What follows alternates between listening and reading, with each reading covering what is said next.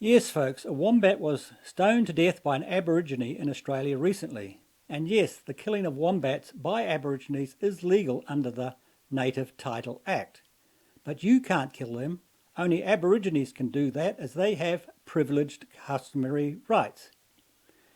Then surely we should be able to continue colonising nations as well, because that was one of our European customs. But no, we have to apologise for that. Now, can you see the absurdity of affording special privileges to one ethnic group over another? This does nothing but divide nations. But before going there, have a look at Trump at his best.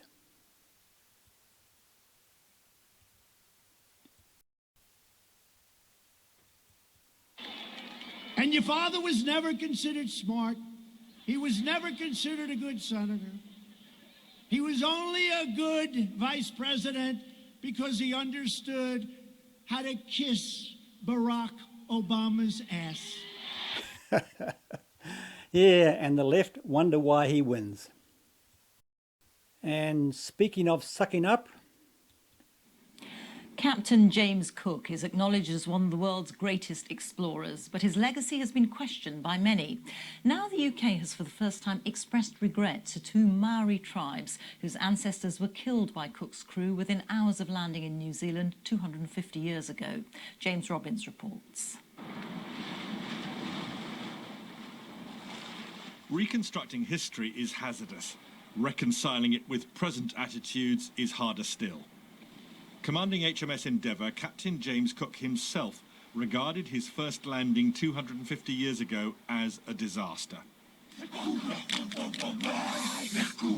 He appears to have understood the Maori haka, which greeted him as a sign of both strength and respect. But others in his crew reacted differently. Yes, and you can quite easily see why they misunderstood. They killed 9 people. Now Britain has decided to express formal regret to the descendants of the victims, although Britain's High Commissioner deliberately stopped short of formal apology. That was greatly regretted by the crew of the Endeavour at the time, as documented in the diary of Joseph Banks. And it is regretted here today. And here, on behalf of the 4 countries of the United Kingdom, on behalf of the people of those 4 countries, and behalf of the whānau that I have brought with me today, I acknowledge the pain of those first encounters. Yes, and for the life of me, I don't understand why she's apologising, or kind of apologising, for something that happened 250 years ago. This was normal life 250 years ago, and even for Maori, this was normal life. They were killing each other long before we got here. Yeah, now let's see how Credlin and co react to this apology stuff. Next year, James, I don't know how good your Aussie history is. It's 250 years since James Cook sailed into our wonderful region. Obviously, starting over in New Zealand, there's a range of commemorations underway. There's a flotilla, a replica flotilla on its way through New Zealand, but it's been greeted with protests and chants and all sorts of carry on. Is this just a portent of what's headed our way? Oh, look, I'm afraid it probably is, Peter. I mean, we are at this whole era right now where anything positive about our own modern history, i.e. post-settlement, post-colonization history, has to be viewed through the most apologetic lens possible. So you can't look at Cook for what he was. You can't say his achievements as a sailor, as a mariner, as a navigator were extraordinary. The ways in which he connected the world, helped the world connect and modernize. I think, we can't talk. Exactly. Now, why should we feel ashamed for bringing Maori into the modern world? And I don't know any Maori who wants to go back. With that all, and we're encouraged to just look down and disparage these sorts of things, and at the very most be respectful and thoughtful. But I just wonder, if you go back to previous eras, were we always so horrified by this, and especially was everybody so horrified, or is this just more of an academic sort of thing that's kind of been pushed to the fore? And I kind of feel like it's the latter. Yeah, it's taking history out of context. I mean, you know, you don't just apply the lens of the time on things. I understand that, but it's you know, it's always it's the judgment, the supercilious judgment of time that we apply on these things. Extraordinary achievement to circumnavigate as he did, Jane. Yeah. And as a girl who went to a state primary school, James, I can tell you that this is new. This isn't what Peter and I were taught at school. And we also did Aboriginal history and Aboriginal myths and legends, and we were able to look at what was here before, and then we were able to look at the remarkable achievements of James Cook. I think it's it's really disappointing. You often, when you watch some American news outlets, they talk about a self-loathing. And I don't know about you, Peter, but when I was a little girl, I grew up in a country that was really proud to be Australian. I didn't really feel the cultural cringe. Okay, I grew up in the bush. We were really proud. I went to school with Aboriginal kids, but we're also proud of the settler heritage. We all seem to get along very, very well. I feel that there's... Yes, and the same applied in New Zealand as well, until the left started treating Maori as a victim group and thus dividing us.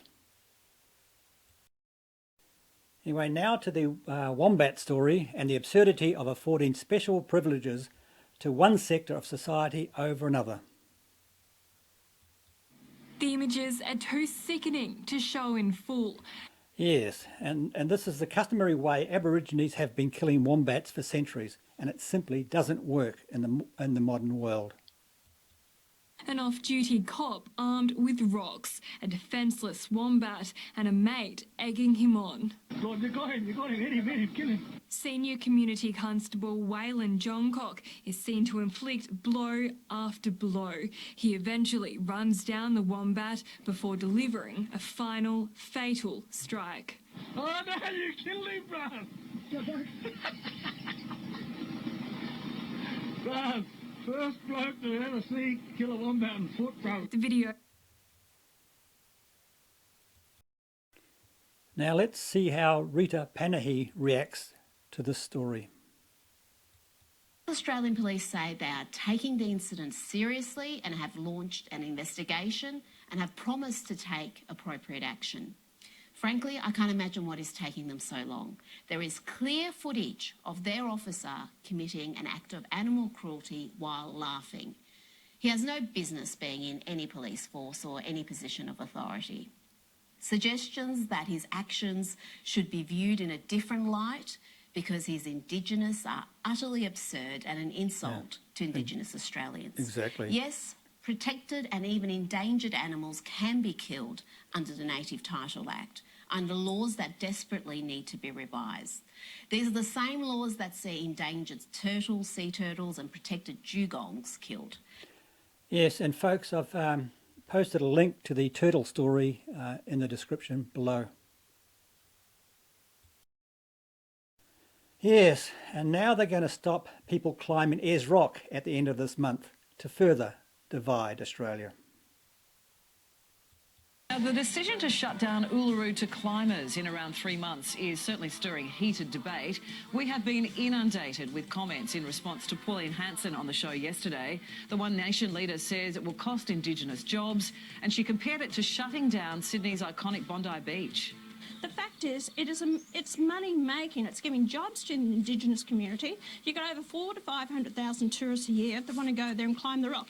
It's no different to coming out and saying, we're going to close down Bondi Beach because there are some people there that have drowned. How ridiculous is that? This is an iconic site for all Australians. I can't see the cultural sensitivity when people have been climbing the rock all these years and now all of a sudden they want to shut it down.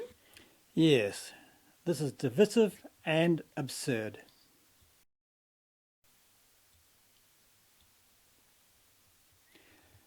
Yes, folks, after decades of fighting apartheid in South Africa, New Zealand and Australia are now introducing apartheid-style policies down under. Now, as far as New Zealand goes, I would like to see the Treaty of Waitangi scrapped completely, and let's finally have one law for all New Zealanders.